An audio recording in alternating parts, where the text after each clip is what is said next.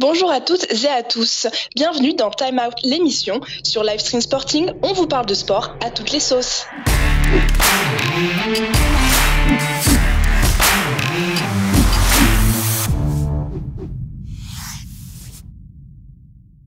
On se retrouve aujourd'hui avec Alexis Goury, cavalier professionnel. Salut Alexis. Bonjour.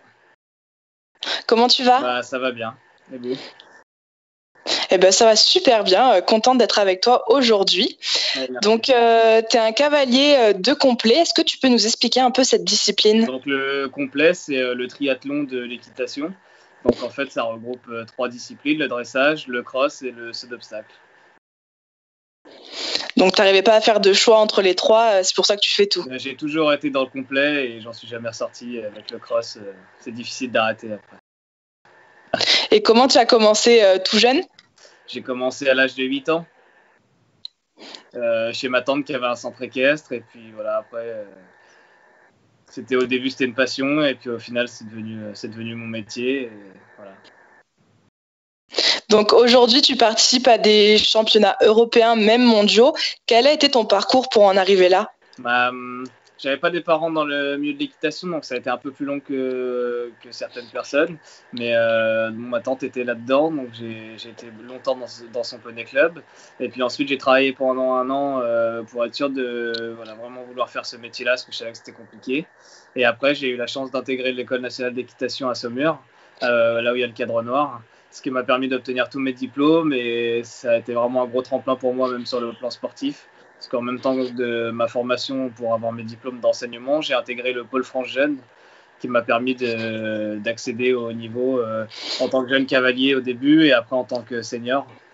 Et maintenant, ça fait bientôt 2 ans que je suis installé à mon compte. Et toujours à l'UNE à Saumur, je loue des box dans le centre du cadre noir. Et donc, tu montes tes propres chevaux ou c'est des chevaux de propriétaires aussi ? J'en ai quelques-uns à moi et j'ai essentiellement des chevaux de propriétaires. Oui. Donc, tu les entraînes en compétition. Voilà, c'est ça. Donc, je sais que tu devais participer au complet de badminton, qui est un peu la référence du complet. Comment tu as appris la nouvelle de son annulation ? On s'en doutait un petit peu. C'était avec le confinement et même si ça avait pu avoir lieu, les chevaux n'auraient pas été prêts à courir une épreuve d'une telle importance. Il n'y avait pas eu suffisamment de préparation à l'avance, donc on savait que ça n'allait pas être possible. Donc on y était un peu préparé, mais bon, on verra l'année prochaine pour essayer de le faire. Et l'important, c'est qu'on arrive à sortir de cette situation-là sans y replonger. Donc tu comptes quand même participer l'année prochaine. Ouais. Est-ce que tu peux nous expliquer comment ça se passe une compétition de complet, le déroulement par exemple ? Alors en général, tout dépend où on va, mais ça nous prend une bonne partie de la semaine. Donc on va dire qu'on arrive soit le mardi, soit le mercredi. Pour un international, je vais parler. Le mercredi, oui, en général, il va y avoir une visite vétérinaire. Donc c'est le vétérinaire du concours et les juges de dressage qui vont inspecter chaque cheval, être sûr qu'il soit conforme à démarrer la compétition. Ensuite, le jeudi et le vendredi, il va y avoir 2 jours de dressage, parce que vu que c'est assez long, en général, quand il y a beaucoup de monde, c'est toujours sur 2 jours. Et puis, le samedi, ça va être la journée de cross. Et le dimanche, on va avoir une visite vétérinaire le matin pour contrôler que les chevaux n'aient pas de soucis à la suite du cross et qu'ils puissent courir le CSO dans les meilleures conditions. Et puis, après, le dimanche dans la journée, il y aura le CSO. Donc, une compétition, ça se prépare beaucoup à l'avance vu que c'est très, très, très long. Oui, tout à fait. Alors, en fait, les chevaux, la première compétition de l'année, on la prépare un peu plus que les autres. Mais ensuite, ça suit son cours dans la saison. Chaque compétition permet d'en préparer une autre. Elles ne sont pas toutes exactement pareilles. Il y en a des plus difficiles, des moins difficiles. Et ça suit assez son cours au fur et à mesure de l'année. On a un programme bien précis qui nous permet de les préparer au mieux. Tu dois également participer au championnat européen avec l'équipe de France. Ça se passe en septembre en Allemagne. Tu penses que ça va être conservé ? Ça, c'était l'année dernière. J'ai fait le championnat d'Europe l'année dernière. C'était mon premier championnat senior.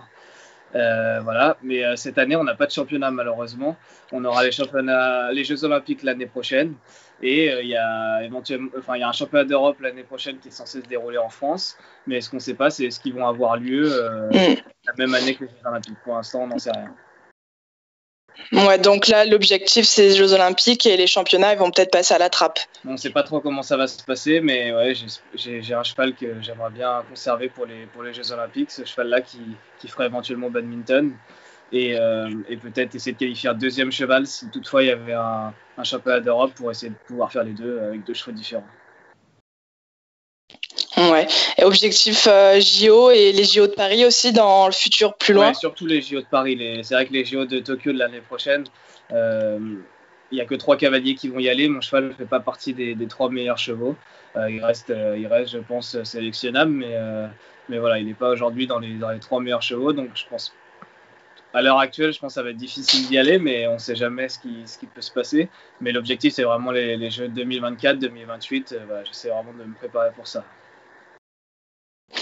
Et donc, tu arrives à quand même t'entraîner avec le confinement ? Oui, nous, on a vraiment des installations qui sont formidables et c'est même plus facile qu'avant parce que l'école est fermée, donc il n'y a pas tous les élèves et donc toutes les installations sont disponibles. Donc, même planning qu'avant le confinement. Ça ne change rien, juste qu'on on avance un petit peu à l'aveugle, on ne sait pas trop pourquoi on le fait, mais en tout cas, on continue d'avancer, on profite de ce temps-là pour travailler les chevaux au mieux, de gagner du temps pour ceux qui étaient en retard et d'entretenir ceux qui étaient prêts. Et puis voilà, on se prépare un peu dans l'idée de la saison prochaine. Finalement, celle-là, on la laisse un petit peu de côté et on se prépare pour l'année d'après. Et puis s'il y a des concours qui arrivent en fin d'année, tant mieux. Et comme ça, au moins tout le monde sera prêt à courir. Eh ben super, merci beaucoup Alexis, en espérant que oui, il y a des concours qui arrivent bientôt pour pouvoir retrouver un peu le chemin de la compétition. On espère. Merci. Merci à vous. Merci de nous avoir suivis, c'était Time Out l'émission. On se retrouve prochainement avec un nouvel invité. À très vite.